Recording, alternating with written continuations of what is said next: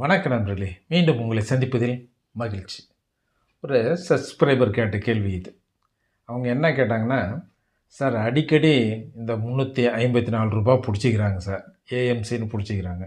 இல்ல ரூ. 290 புடிச்சிக்கிறாங்க. இதுக்கு என்ன சார் பண்ணலாம்? எனக்கு ரொம்ப கஷ்டமாக இருக்குது சார். சும்மா சும்மா பணத்தை புடிச்சிட்டே இருக்கிறாங்க. ரொம்ப கஷ்டமாக இருக்குது. நான் பேசாம பேங்க்கை மாற்றிக்கிட்டா சார் அப்படின்னு கேட்டாங்க. இந்த பேங்க் அவங்க கணக்கு வச்சுருக்கிற பேங்க்லேருந்து வேற ஒரு பேங்க்குக்கு கணக்கை மாற்றிக்கிட்டா அப்படின்னு சொல்லி கேட்டாங்க. எனக்கு கொஞ்சம் சிரிப்பாக தான் இருந்துச்சு. காரணம் என்னென்னா, எல்லா பேங்க்லேயும் தான் இது பிடிப்பாங்க. ஏஎம்சி வந்து இந்த பேங்க் அந்த பேங்க் அப்படின்லாம் இல்லை, எல்லா பேங்க்லேயும் பிடிப்பாங்க. இது ரிசர்வ் பேங்க் ஆஃப் இந்தியானுடைய ரூல்ஸ்.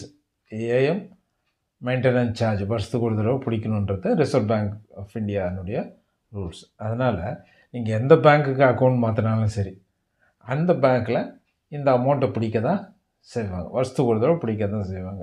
ஒருவேளை வருஷத்துக்கு ஒரு தடவை பிடிக்காமல் 2 தடவை 3 தடவை பிடிச்சாங்கன்னா, அப்போ வேணால் நீங்கள் அதை சொல்லி அவங்கக்கிட்ட அவங்க நாலேஜ் கொண்டு போய் அதை ரிவர்ஸ் பண்ண சொல்லலாம்.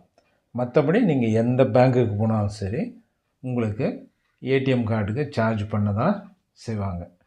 ஸோ அதனால் பேங்க்கை மாற்றணுன்னு எல்லாம் நினைக்க வேணாம்.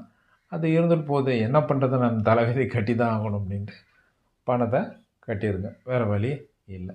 ஸோ நிறைய பேர் இதே மாதிரி நம்ம நண்பர் மாதிரியே பேங்க் மாற்றினா ஒரு வேளை இந்த சார்ஜ் பிடிக்காமல் விட்ருவாங்களோ அப்படின்னு நினைக்காதீங்க. எல்லா பேங்க்கும் சார்ஜ் பண்ண தான் செய்வாங்க.